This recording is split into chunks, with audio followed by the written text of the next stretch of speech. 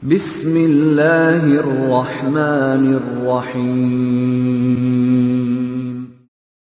وَلْتَكُنْ مِنْكُمْ أُمَّةٌ يَدْعُونَ إِلَى الْخَيْرِ وَيَأْمُرُونَ بِالْمَعْرُوفِ وَيَنْهَوْنَ عَنِ الْمُنْكَرِ. Alhamdulillah wassalatu wassalamu ala rasulillah mabad. Allah berfirman, wajahidu bi amwalikum wa anfusikum. Berjuanglah kalian, berjihadlah kalian melalui hartamu dan dirimu. Hampir semua ayat-ayat berjuangan dan pengorbanan itu dimulai dengan bi amwalikum, harta kalian, harta kalian. Saya mengajak secara praktis dan kami sudah buktikan. Rp1.000 itu bisa luar biasa dahsyat. Bisa beli mobil, bisa buat kuburan, ya, bisa membangun masjid. Uang 1.000. Mari kita satukan uang 1.000 kita. Nanti kami jemput di rekening ini, insya Allah bisa kita buat. Di rekening ini insya Allah kita buat sebuah kekuatan umat dengan Rp1.000. Rp1.000 dahsyat. Assalamualaikum warahmatullahi wabarakatuh. 3 pertanyaan. Pertanyaan pertama saya jawab dari belakang. Cara memberi salam itu ada 5. Boleh Assalamualaikum warahmatullahi wabarakatuh, kanan dan kiri, riwayat Abu Daud. Kitab Bulughul Maram. Boleh Pak, kanan kiri. Ya. Tapi paling banyak riwayat itu Assalamualaikum warahmatullahi. Assalamualaikum warahmatullahi kanan, Assalamualaikum warahmatullahi kiri. Paling banyak riwayat itu. Dua-duanya boleh. Paling bagus. Yang ketiga, Assalamualaikum warahmatullahi wabarakatuh kanan, Assalamualaikum warahmatullahi kiri. Tidak ada wabarakatuhnya. Yang keempat, Assalamualaikum warahmatullahi kanan, Assalamualaikum kiri. Yang kelima, Assalamualaikum kanan, tidak kedengaran yang kiri. Cuma kalau salat berjamaah sebaiknya jangan dipakai ini yang kelima. Kalau salat sendiri kita hajud apa? Assalamualaikum, boleh tidak kedengaran. Tapi kalau berjamaah sebaiknya Pak dua-duanya kedengaran. Assalamualaikum warahmatullahi atau Assalamualaikum. Kalau ke kiri kasih kedengar. Kalau berjamaah Pak, supaya tidak bingung makmum di belakang. InsyaAllah. Pertama. Yang kedua, jika laki-laki karena sebab tertentu, yang dimaksud sebab tertentu di sini, sebab yang dibolehkan menurut syariat laki-laki tidak ke masjid. Nanti ada pembahasannya Pak. Di bab salat berjamaah ada 6 sebab laki-laki boleh tidak ke masjid. Ada 6 sebab. Termasuk ini kalau hujan keras sampai banjir, penuh sampai paha, maka azan saja bisa dirubah. Azan bisa dirubah. Sallu fi buyutikum, salatlah di rumah-rumah kalian. Boleh Pak tidak ke masjid. Atau dalam posisi misalnya sakit, tidak bisa bergerak, di rumah saja. Atau dia tertidur, tidak mendengar azan, maka dia salat di rumah Pak. Ini darurat namanya. Di posisi begitu, apakah laki-laki boleh salat isyraq di rumah? Boleh. Karena dihukumi dia seperti perempuan. Ada sebabnya sehingga dia boleh tercabut itu kewajibannya di masjid. Kalau ada laki-laki tidak ada sakitnya, tidak ada halangannya, wajib di masjid berjamaah. Kalau ada laki-laki suka di rumah, tidak ada halangannya, itu namanya laki-laki soleha. Lebih mendingan suruh pakai kudung yang begitu, supaya dia kelihatan cantik Pak. Artinya tidak boleh. Kalau ada sebabnya boleh. Yang ketiga, kalau apa tadi itu? Beri salam. Oh, beri salam. Assalamualaikum warahmatullahi. Tidak ada syariat sehingga begini.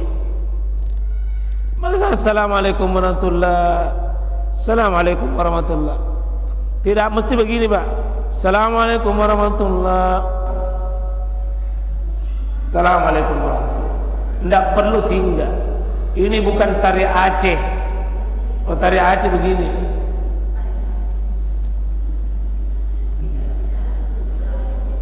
Cukup kanan kiri, kanan kiri, tidak ada di tengah, lewat saja. Sengaja berhenti di tengah Pak, dengan meyakini ada pahala, ada keutamaan. Kita menambah-nambah syariat ini. Tidak usah. Makasih banyak Pak Haji. Semoga Allah merahmati kita semua. Ada tambahan? Silakan. Ya. Assalamualaikum warahmatullahi wabarakatuh. Waalaikumsalam warahmatullahi wabarakatuh Pak. Makasih. Terima kasih atas waktu yang diberikan. Iya. Hanya satu pertanyaan saya. Satu Pak. Alhamdulillah. Menyangkut tadi Pak Ustaz yang mengatakan bahwa ya sebelum kita takbiratul ihram, Iya. tentunya ya, kita kan sudah terbiasa ya. Sudah terbiasa. Dari kecil itu sudah. Iya, dari kecil. Ilahi anta maksudi wa ridha Jadi waktu tadi. Jadi maksudnya ini merubah kebiasaan. Iya, itu berat. Betul Pak. Jadi kira-kira bagaimana kalau dirubah dengan naftokan niati? Iya. Ajak dan pau. Wah, cocok. Ya, kira-kira itu Iya. pertanyaan saya Ustaz. Terima kasih. Iya. Assalamualaikum. Baik, terima kasih. Saya setuju Pak. Pertanyaan itu kalau sudah terbiasa makin dulu diucapkan ilahi anta maksudi wa ridhaku maglubi, tapi diucapkan, maka kita hentikan pembicaraannya mulutnya, tapi natokan niati saja. Karena memang seperti itu Pak. Allah yang dicari, ridha Allah yang kita harap. Semua ibadah seperti itu sebenarnya. Cuma mungkin sebagian dulu ulama napan nesai, napa tongengi, napa nesai di depan dah. Karena ini ucapan, apalagi berulang, memang bagus maksudnya, tapi karena Nabi sudah mengatakan, kalau kau berdiri sholat menghadap kiblat, cukup sempurnakan menghadap kiblat, lalu takbirlah. Tidak ada bacaan khusus. Adapun hati metopak ya seperti itu memang kita bisa hadirkan.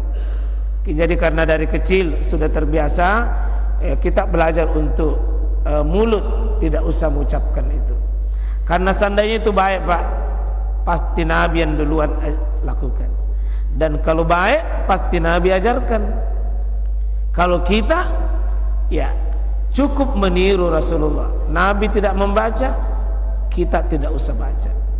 Seperti itu Pak, insyaallah. Makasih ya. Semoga dimudahkan kita, karena sesuatu kebiasaan yang sudah dilakukan. Mari kita kebiasaan tompi itu baru bisa berubah. Kebiasaan tompi itu mengubah Pak. Kalau bukan kebiasaan pula agak susah-susah dirubah. Karena ya ala bisa, karena biasa. Begitu saya kira Pak ya. Jadi ya agama ini salah satu yang dilakukan Nabi, dibersihkan dari semua campurannya dari luar. Masih banyak campuran agama kita ini Pak, dari pengaruh dari luar. Tugas kita bersihkan itu, ya. Bagaimana hukumnya wanita ziarah kubur atau mengantar orang mati? Pada prinsipnya tidak ada larangan wanita ziarah kubur. Pada prinsipnya. Buktinya hadis mengatakan bahwa Nabi SAW mengatakan, nahaitukum an ziaratil kubur. Dulu aku melarang kalian ziarah kubur. Dulu dilarang karena dulu masih banyak praktek-praktek syirik di kuburan. Umat belum paham. Nabi melarang dulu. Kemudian di belakang apa kata Nabi? fazuruha. Maka ziarah kuburlah kalian. Di sini bisa laki-laki, bisa perempuan. Bisa laki-laki, bisa perempuan. Terus ada pernah perempuan didapat Nabi di kuburan menangis. Nabi SAW tidak mengatakan jangan kau masuk di kuburan, dan Nabi tidak melarang ziarah kubur. Tidak ada larangan. Yang Nabi cegah waktu itu bahwa jangan kau meratap di kuburan. Itu Nabi larang, bukan ziarah kuburnya. Nah, jadi pada prinsipnya wanita boleh ziarah kubur. Yang penting kecenderungan wanita pergi di kuburan itu yang mau dicegah. Contoh, sering sekali wanita itu karena lemah fisiknya, nah lihat orang masuk di kubur, diantar itu dikasih turun seperti suaminya, anaknya, atau orang paling dekat pinsangi, dia ingin diangkat. Itu yang dikhawatirkan Nabi. Kondisi fisik biasa yang membuat Nabi khawatir. Maka sebaiknya wanita kalau kena penyakit begini sebaiknya. Tapi datang sebagai laki, seperti laki-laki ziarah kubur, tidak ada masalah. Saya kalau bisa Bapak Ibu, sekali waktu datang ke ziarah kubur, jangan bersamaan dengan siapa? Sama suami istri saja. Tapi itu bagus menjelang maghrib. Iya. Tidak main-main ini. Kalau bisa ada di situ baru maghrib, jadi begitu matahari sedikit maghrib, sedikit di depan kuburan, mungkin orang tua atau keluarga yang kita kenal pergi nih, baku sama suami bilang, baku nasihati makin. Kalau ada sekitar tanah kosong di sampingnya, kasih tahu bilang, bisa-bisa kita di sampingnya di situ. Ya bisa-bisa saya di sampingnya di situ. Jangan kasih tahu bilang kau nanti di sampingnya, nah. Ya. Jangan. Bisa menyejukkan kita punya dada, Pak. Siapa yang sering kuburan, kata Nabi, wa tuzakkirukumul akhirah, bisa mengingatkan tentang akhirat. Terutama suami istri yang selalu sibesere. Sedikit ribut. Salah satu obatnya itu pergi ke ziarah kubur berdua. Kita tomo berdua, tapi jangan masuk di lubang, jangan. Tatap itu kuburan, supaya kita mengatakan si fulan, dia sudah pergi. Apa yang kita cari? Toh pada akhirnya kita akan menyusul satu persatu. Apalagi sudah tua, baru masih mau si beret, agak disapa. Apa dicari? Saya kira itu bisa Ibu, cuma ya waspada jangan sampai meraung-raung berteriak dalam kuburan itu. Silakan ya. Dan yang kedua jangan sampai bercampur laki-laki dan perempuan. Itu yang bisa kadang-kadang bisa menyebabkan. Baik, makasih Ibu. Ya, makasih, silakan mungkin. Ya. Terima kasih. Assalamualaikum warahmatullahi wabarakatuh. Waalaikumsalam warahmatullahi wabarakatuh. Saya langsung saja untuk pertanyaan saya. Apakah salat bisa dijamaah ketika mau bepergian tapi masih di rumah? Iya. Di rumah maka bisa hukumnya dijamaah dengan asar. Iya. Dan kedua, untuk kawan lagi ketika dalam perjalanan setelah salat Jumat, apakah bisa dijamaah dengan salat asar? Iya. Baik. Apakah sholat itu bisa dijamak tapi kita masih di dalam rumah? Kita masih di rumah. Contoh Bapak ya, kita mau berangkat ke Jakarta atau ke kampung jam 1 siang. Kita sudah sholat duhur memang di sini. Apakah sholat duhurku bisa saya gabung sholat asar? Itu bagus sekali. Artinya ambil memang sholat duhur digabung dengan sholat asar di masjid sini. Karena mau pergi sebentar ke kampung bergerak, dikhawatirkan sholat asar yang sebentar mau dikerjakan mungkin terhalang atau susah. Supaya tidak nasusai ki sholat asar, maka kerjakan memang sholat asar di waktu duhur tersebut. Namanya jamak takdim. Jamak takdim. Tarik asar itu ke duhur, atau tarik isya itu ke maghrib. Tarik ke sini, kasih percepat. Bahasa Arabnya percepat, ditakdim namanya, Pak. Dimajukan. Jadi bisa, belum masuk waktunya asar, tarik. Belum masuk waktunya isya, tarik. Karena khawatir sebentar dalam perjalanan kita masuk asar, perjalanan kita masuk isya. Yang begini bagus, Pak. Bagus. Ada 6 nanti sebab bisa dijamak sholat. Salah satunya berpergian. Cuma kalau masih belum pakai pergi atau sudah pulang, hukum jamak saja boleh. Tidak boleh dikasar. Cukup dijamak. Jamak itu menggabung dua yang terpisah disatukan. Duhur asar itu terpisah. Cuma karena ada kepentingan yang dibenarkan oleh syariat, disatukan saja. Jam'u namanya, jamak. Adapun kasar tidak boleh kecuali satu saja. Wa iza darabtum fil ard falaisa alaikum junahum an taksuru minas salat. Apabila kalian melakukan perjalanan, maka tidak mengapa kalian ringkas salatnya.